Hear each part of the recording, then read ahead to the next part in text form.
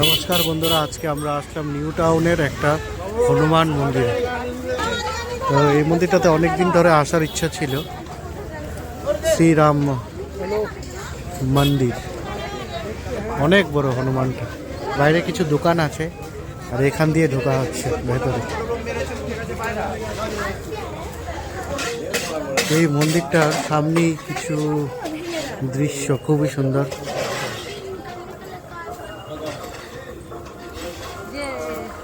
ঢোকার এন্ট্রিটাই খুব সুন্দর, লাইটিং ফাইটিং রয়েছে, খুব ভালো লাগছে। আর হনুমানটা তো বিশাল বড়। আর সামনের দিকটা পুরোটা গার্ডেন, পুরোটাই বাগান রয়েছে এখানে। গরুটারে আমি অরিজিনাল গরু মনে করছিলাম।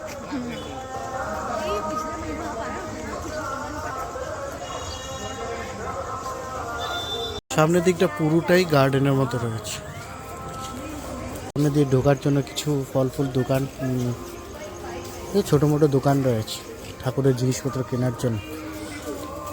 গেট থেকে চলে আসলাম, আমরা ঢুকছি সামনের দিকে যত এগোচ্ছি। আর পার্ক কিছু, এখানে পুকুর রয়েছে মা গঙ্গার। বাহ, খুব সুন্দর একটা জিনিস।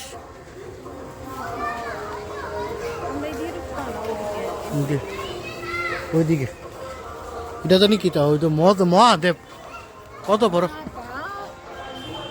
অনেকটা বড় মহাদেব। এইদিকে হচ্ছে হনুমানটা, এইদিকে হচ্ছে মহাদেব। খুবই সুন্দর দৃশ্য। এইদিকে হচ্ছে মা গঙ্গা, আর এইটা হচ্ছে পুকুরটার মাঝখানে। এইগুলো পুকুরের তীরেই রয়েছে সবকিছু, খুবই সুন্দর লাগছে। এমন নীল লাইট দিয়েছে কিছুই দেখা যাচ্ছে না। কত বড় মহাদেব, আরে বাপরে বাপ, এমন লাইট দিয়েছে বাপরে। ও, এটা আবার ঘোরাও যাবে। ও তো সামনের দিকে চলে গেল দীপা। হ্যাঁ, হাঁস।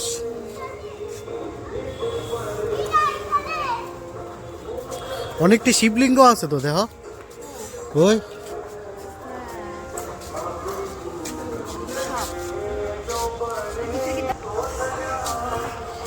শিবলিঙ্গ। বাপরে, এটা কিন্তু ভালোই লাগতেছে। হ্যাঁ, যেমন লাগে কইয়া এ পড়ছি আমরা। পিসটা হচ্ছে এটা পিছের দিকে, মানে চারিদিকে। এটার মধ্যে দাও রাম রাম দেখাই না, সবটির মধ্যে রাম রাম।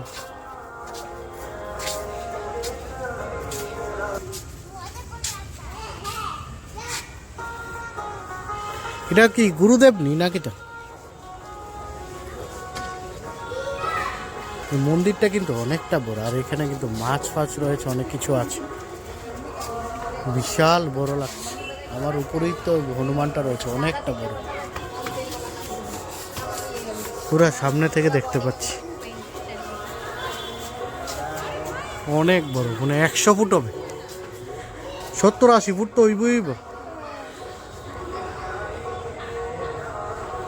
সীতারাম জলের মধ্যে বাঁচতেছে। এই হচ্ছে যে সাদা মন্দিরটা রয়েছে, এই সাদা মন্দিরটা।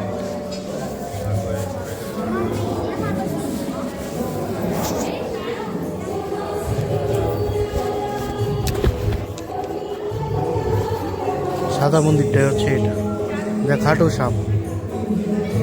সবাই লাইন দিয়েছে পুজো দেওয়ার জন্য।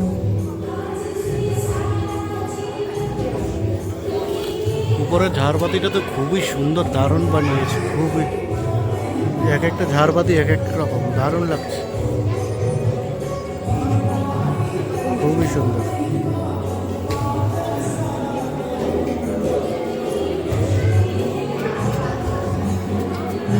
খাটু শ্যাম কই তার নি কেটা? খাটু শ্যাম হয়েছে ভীমের নাতি। কৃষ্ণ আশীর্বাদ দিচ্ছে,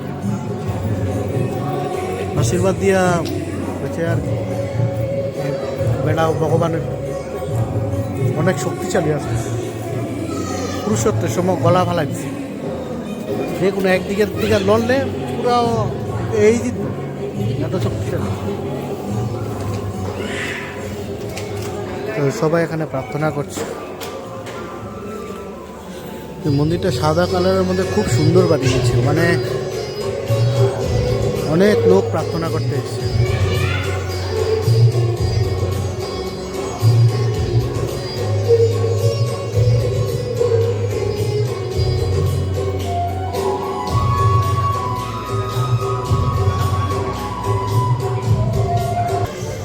বাইরে থেকে তো খুব সুন্দর লাগছে, পুরো সাদা করে মন্দিরটা বানিয়েছে। মারোয়ারি মন্দির যে বোঝা না, মানে তারা বেশিরভাগ সাদা কালারটারই প্রেফার করে বেশি, বুঝছো?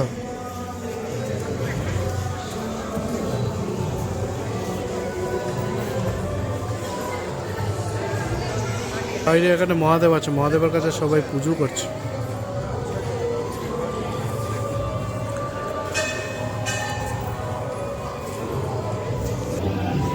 এই হচ্ছে মন্দিরটার ভেতরে যে আসলাম আমরা, আগে যে দেখাতে পারিনি।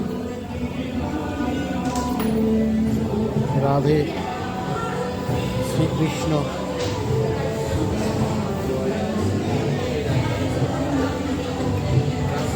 সীতারাম লক্ষ্মণ সব রয়েছে।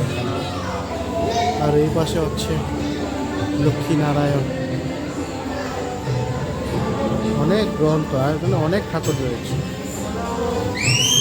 এই দিকটা হচ্ছে পুরো দেখার মতো। আর হচ্ছে এখানে যে মিডলের মধ্যে রয়েছে যে আমাদের মা গৌরী, যে বিপত্তারিণীর দৃশ্যগুলো, হনুমানজি, মানে সবগুলো না একটা পিঙ্ক কালারের ড্রেস দিয়ে তৈরি করলো জিনিসটা। আর উপরেরগুলো পুরো কাঁচ দিয়ে বানিয়েছে, পুরোটা কাঁচ দিয়ে।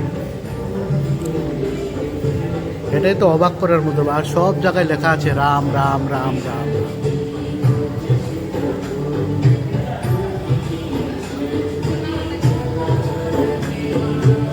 দেখা হয়ে গেল। মন্দিরটা বেশি একটা বড় নয়, ছোটই আছে, কিন্তু অনেকগুলো ঠাকুর রয়েছে এখানে মন্দিরের মধ্যে। সামনের দিকে ঢোকার মতো মনে হচ্ছে তো দুর্গাপূজার মতো, লাইটিংটা দেখলে এরকম মনে হয়। আর এই সামনের দৃশ্যগুলো খুবই সুন্দর। তো আমরা এখান থেকে বেরোচ্ছি। মন্দিরটা অনেকদিন আগেই প্ল্যান ছিল আসার জন্য, কিন্তু আসতে পারছিলাম না। আর কয়েকদিন পরে ঠান্ডা হবে, ঠান্ডার মধ্যে আসতে আরও ভালো লাগবে।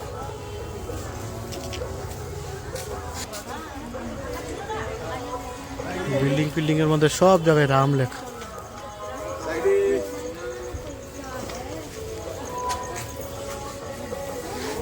এখানে কিছু খাবারের দোকান রয়েছে আর কি।